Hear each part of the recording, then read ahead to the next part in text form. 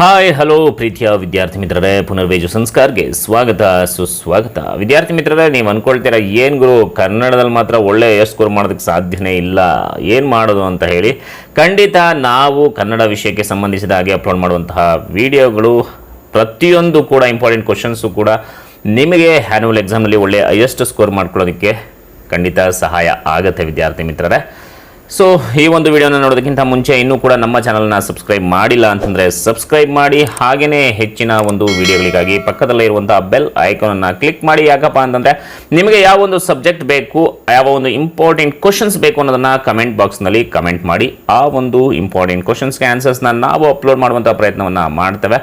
ಹಾಗೆಯೇ scholarship announcement, ಹಾಗೆಯೇ ಹೆಚ್ಚಿನ ಶೈಕ್ಷಣಿಕ ಮಾಹಿತಿಗಳನ್ನು ನಮ್ಮ ಈ ಒಂದು ಚಾನಲಲ್ಲಿ ತಿಳಿಸ್ಕೊಡ್ತಾ ಹೋಗ್ತಾ ಇರ್ತವೆ. ಮತ್ತೆ ಹಾಕಿದ್ರೆ ಸಬ್ಸ್ಕ್ರೈಬ್ ಮಾಡಿ, ಪಕ್ಕದಲ್ಲೇ ಇರುವಂತಹ ಬೆಲ್ ಐಕಾನನ್ನು ಕ್ಲಿಕ್ ಮಾಡಿ. ಹಾಗೆ ನಮ್ಮ ಡಿಸ್ಕ್ರಿಪ್ಷನ್ ಬಾಕ್ಸ್ನಲ್ಲೂ ಕೂಡ ಫೋನ್ಪೇ ಮತ್ತು ಗೂಗಲ್ ಪೇ ನಂಬರನ್ನು ಹಾಕಿರ್ತೇವೆ. ಸೊ ನಿಮ್ಗೇನಾದ್ರೂ ಕೂಡ ಈ ನಮ್ಮ ಒಂದು ಕೆಲಸಕ್ಕೆ ಇನ್ನೂ ಸಪೋರ್ಟ್ ಮಾಡಬೇಕು ಅಂತ ನಿಮ್ಮ ಮನಸ್ಸಿನಲ್ಲಿತ್ತು ಅಂತಂದರೆ ವಿದ್ಯಾರ್ಥಿ ಮಿತ್ರರೇ, ನೀವು ಕೂಡ ಫೋನ್ಪೇ ಅಥವಾ ಗೂಗಲ್ ಪೇ ಕೂಡ ಮಾಡಬಹುದು, ಎಷ್ಟು ಬೇಕಾದರೂ ಕೂಡ ಮಾಡ್ಬೋದು ವಿದ್ಯಾರ್ಥಿ ಮಿತ್ರರೇ. ಬನ್ನಿ ಈಗ ವಿಡಿಯೋನ ಶುರು ಮಾಡೋಣ. ನಿಮ್ಮ ಸೆಕೆಂಡ್ PUC ಆನ್ಯುವಲ್ ಎಕ್ಸಾಮ್ನಲ್ಲಿ ಕೇಳಲಾಗುವಂತಹ ಗದ್ಯ ಭಾಗದಲ್ಲಿ ಕೇಳಲಾಗುವಂತಹ 2 ಅಂಕದ ಪ್ರಶ್ನೆಗಳನ್ನು ಈಗ ನೋಡೋಣ ಉತ್ತರ ಸಮೇತ.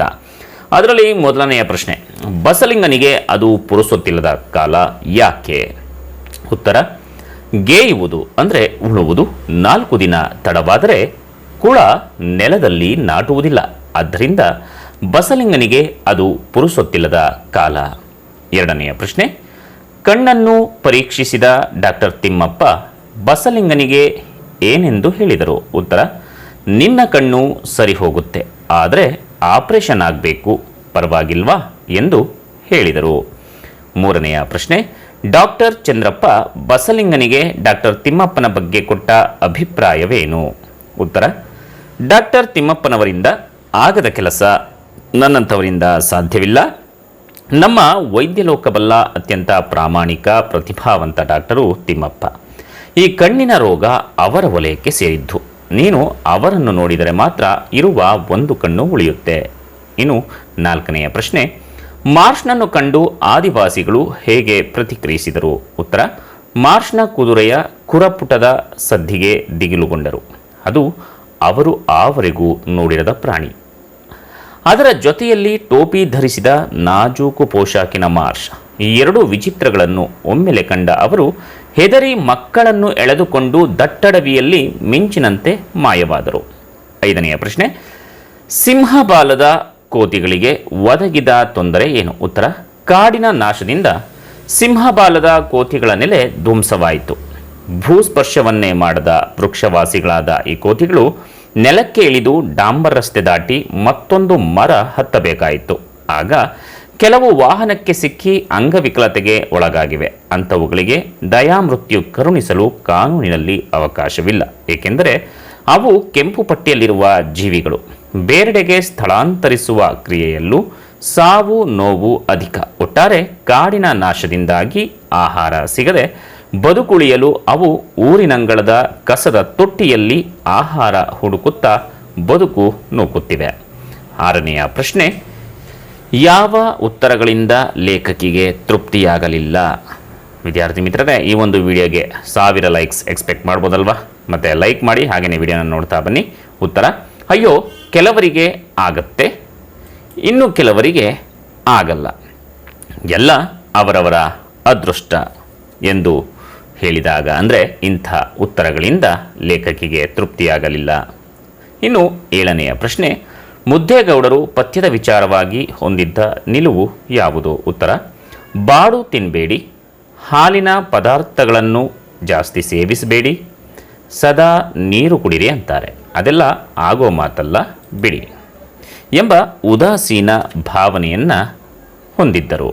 ಇನ್ನು 8ನೆಯ ಪ್ರಶ್ನೆ, ಸೀತಾಳ ಬಯಕೆ ನಂಬಿಕೆಗಳು ಹೇಗಿದ್ದವು? ಉತ್ತರ, ಸೀತಾ ತಟ್ಟನೆ ಎಲ್ಲ ಸರಿ ಹೋಗಿಬಿಡಬೇಕು ಎಂದು ಬಯಸುತ್ತಿದ್ದಳು. ಹಾಗೆಯೇ ಕೈತುಂಬ ಸಂಪಾದಿಸಿ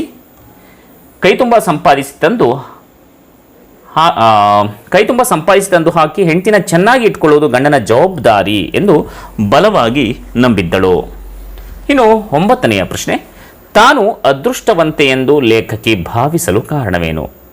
ತಾನು ವಿದ್ಯಾವಂತರ ಕುಟುಂಬದಲ್ಲಿ ಹುಟ್ಟಿದುದು ಮತ್ತು ಎಷ್ಟು ಬೇಕಾದರೂ ಓದಿಸ್ತೇನೆ ಅಂದ ಅಪ್ಪ ಇದ್ದಾರಲ್ಲ, ಅದು ನನ್ನ ಅದೃಷ್ಟ ಎಂದು ಲೇಖಕಿ ಭಾವಿಸಿದರು. 10ನೆಯ ಪ್ರಶ್ನೆ, ಲೇಖಕರಲ್ಲಿ ಕನ್ನಡ ಪ್ರೀತಿ ಸ್ಫುರಿಸಿದ್ದು ಹೇಗೆ?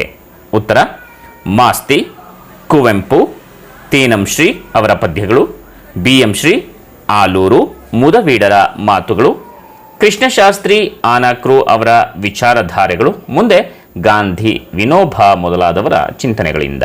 11ನೆಯ ಪ್ರಶ್ನೆ, ತ್ರಿಭಾಷಾ ಸೂತ್ರದ ಬಳಕೆ ಹೇಗಿರಬೇಕು? ಉತ್ತರ: ಪ್ರತಿಯೊಂದು ರಾಜ್ಯ, ಕೇಂದ್ರದ ಕಚೇರಿ ಹಾಗೂ ಸಂಸ್ಥೆಗಳಲ್ಲಿ ನಾಮಫಲಕಗಳು ಹಾಗೂ ಸೂಚನೆಗಳು, ಎಲ್ಲ ಫಾರಂಗಳು, ಎಲ್ಲ ಬರವಣಿಗೆಯ ವ್ಯವಹಾರಗಳು ಕ್ರಮವಾಗಿ ಪ್ರಾದೇಶಿಕ ಭಾಷೆ, ಹಿಂದಿ ಭಾಷೆ, ಇಂಗ್ಲಿಷ್ ಭಾಷೆಯಲ್ಲಿರಬೇಕು. ಇದೇ ತ್ರಿಭಾಷಾ ಸೂತ್ರ. 12ನೆಯ ಪ್ರಶ್ನೆ, ಕನ್ನಡದ ಸಮಸ್ಯೆಗಳು ಎಲ್ಲಿಯವರೆಗೂ ಇದ್ದೇ ಇರುತ್ತದೆ? ಉತ್ತರ: ಎಲ್ಲಿಯವರೆಗೆ ಕನ್ನಡ ನಮ್ಮ ಆಡಳಿತ, ಶಿಕ್ಷಣದಲ್ಲಿ ಪ್ರಥಮವೂ ಪ್ರಧಾನವೂ ಆಗಿರುವುದಿಲ್ಲವೋ, ಎಲ್ಲಿಯವರೆಗೆ ಅದು ಜನ ಜೀವನವನ್ನು ತುಂಬಿಕೊಳ್ಳುವುದಿಲ್ಲವೋ, ಎಲ್ಲಿಯವರೆಗೆ ಕನ್ನಡಿಗರು ಸ್ವಾಭಿಮಾನಿಗಳಾಗುವುದಿಲ್ಲವೋ, ಅಲ್ಲಿಯವರೆಗೂ ಕನ್ನಡದ ಸಮಸ್ಯೆಗಳು ಇದ್ದೇ ಇರುತ್ತವೆ. ಇನ್ನು 13ನೆಯ ಪ್ರಶ್ನೆ, ಕನ್ನಡದ ಬಗ್ಗೆ ಮಾತಾಡಲು ನಾವು ಯೋಗ್ಯತೆ ಗಳಿಸುವುದು ಯಾವಾಗ?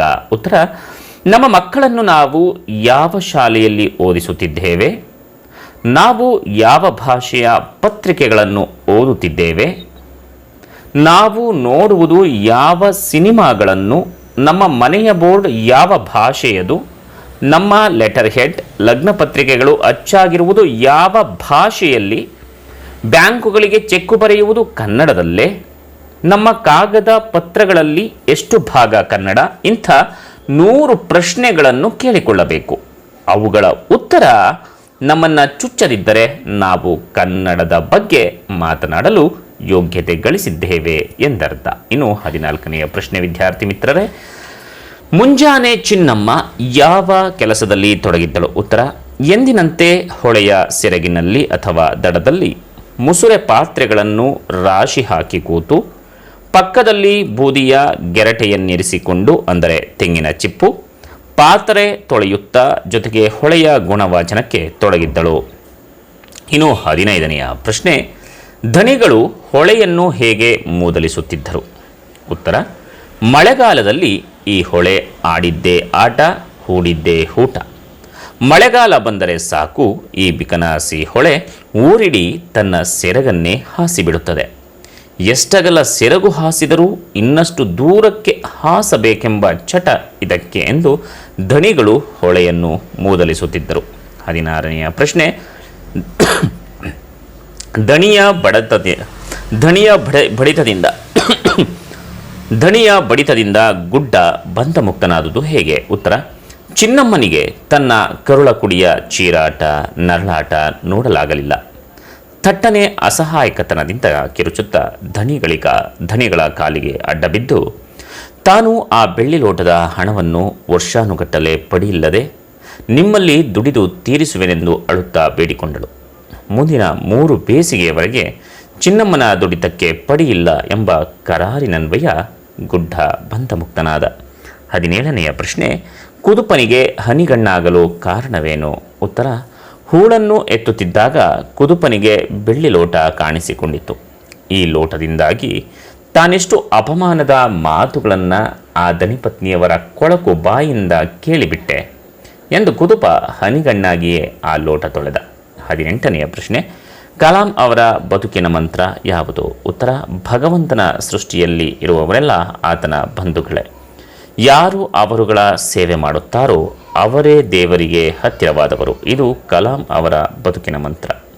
19ನೆಯ ಪ್ರಶ್ನೆ, ಕಲಾಂ ಅವರು ಬಂಡೆಗಳ ಬಸಿರಲ್ಲಿ ಕಂಡದ್ದೇನು? ಉತ್ತರ: ಬಂಡೆಗಳ ಬಸಿರಿನಲ್ಲಿ ಶಿವನ ನಿಹಿತ ಶಕ್ತಿಯನ್ನು ಕಂಡರೂ ಕಲಾಂ ಕ್ಷಿಪಣಿ ರೂಪದಲ್ಲಿ ಹೊರಬರಲು ಕಂಪಿಸುತ್ತಿರುವುದನ್ನು ಅವರ ಒಳಗಣ್ಣು ನೋಡಿತ್ತು. 20ನೆಯ ಪ್ರಶ್ನೆ, ಕಲಾಂ ಅವರ ದೃಷ್ಟಿಯಲ್ಲಿ ಕನಸುಗಳು ಏನಾಗುತ್ತವೆ? ಉತ್ತರ: ಕನಸುಗಳು ಆಲೋಚನೆಗಳಾಗುತ್ತವೆ. ಆಲೋಚನೆಗಳು ಸೃಜನಾತ್ಮಕ ಕ್ರಿಯೆಗಳಾಗಿ ಪರಿವರ್ತನೆಗೊಳ್ಳುತ್ತವೆ. ವಿದ್ಯಾರ್ಥಿ ಮಿತ್ರರೇ, ಇದಿಷ್ಟು ನಿಮ್ಮ ಸೆಕೆಂಡ್ PUC ಆನ್ಯುವಲ್ ಎಕ್ಸಾಮ್ಗೆ ಕೇಳಲಾಗುವಂತಹ 2 ಅಂಕದ ಪ್ರಶ್ನೆಗಳು ಮತ್ತು ಉತ್ತರಗಳು ಆಗಿವೆ. ಈ ವಿಡಿಯೋ ನಿಮಗೆ ಇಷ್ಟ ಆಗಿದ್ದರೆ ನಿಮ್ಮ ಎಲ್ಲ ಫ್ರೆಂಡ್ಸ್ಗೂ ಕೂಡ ಶೇರ್ ಮಾಡಿ, ನಿಮ್ಮ ಕಾಲೇಜ್ ಗ್ರೂಪ್ಸ್ಗೂ ಕೂಡ ಶೇರ್ ಮಾಡಿ, ನಿಮ್ಮ ವಾಟ್ಸಪ್ ಸ್ಟೇಟಸ್, ಇನ್ಸ್ಟಾಗ್ರಾಮ್ಗೂ ಕೂಡ ಶೇರ್ ಮಾಡಿ. ಹಾಗೆಯೇ ನಮ್ಮ ಈ ಒಂದು ಕೆಲಸಕ್ಕೆ ನೀವು ಸಪೋರ್ಟ್ ಮಾಡಬೇಕು ಅಂತಂದರೆ ನಮ್ಮ ಫೋನ್ಪೇ ಮತ್ತು ಗೂಗಲ್ ಪೇ ನಂಬರನ್ನು ನಾವು ಡಿಸ್ಕ್ರಿಪ್ಷನ್ ಬಾಕ್ಸ್ನಲ್ಲಿ ಹಾಕಿದ್ದೇವೆ. ನೀವು ನಮ್ಮ ಒಂದು ಚಾನಲ್ಗೆ ಸಪೋರ್ಟ್ ಕೂಡ ಮಾಡಬಹುದು. ಹಾಗೆಯೇ ನಿಮಗೆ ಯಾವ ಒಂದು ಸಬ್ಜೆಕ್ಟ್ ಬೇಕು ಅನ್ನೋದನ್ನ ಕಮೆಂಟ್ ಬಾಕ್ಸ್ನಲ್ಲಿ ಕಮೆಂಟ್ ಮಾಡಿ, ಅದರ ಪ್ರಶ್ನೆಗಳು ಮತ್ತು ಉತ್ತರಗಳನ್ನು, ಇಂಪಾರ್ಟೆಂಟ್ ಕ್ವಶನ್ಸ್ ಮತ್ತು ಉತ್ತರಗಳನ್ನು ಅಪ್ಲೋಡ್ ಮಾಡುವಂತಹ ಪ್ರಯತ್ನವನ್ನು ಮಾಡ್ತೇವೆ. ಇದೇ ರೀತಿಯಾಗಿ ಸಪೋರ್ಟ್ ಮಾಡ್ತಾ ಇರಿ. ಸಂಪೂರ್ಣವಾಗಿ ವಿಡಿಯೋವನ್ನು ನೋಡಿದ್ದಕ್ಕಾಗಿ ಧನ್ಯವಾದಗಳು. ಜೈ ಹಿಂದ್, ಜೈ ಕರ್ನಾಟಕ ಮಾತೆ, ಒಂದೇ ಮಾತರಂ. ಸಿರಿಗನ್ನಡಂ ಗೆಲ್ಗೆ, ಸಿರಿಗನ್ನಡಂ ಬಾಳ್ಗೆ.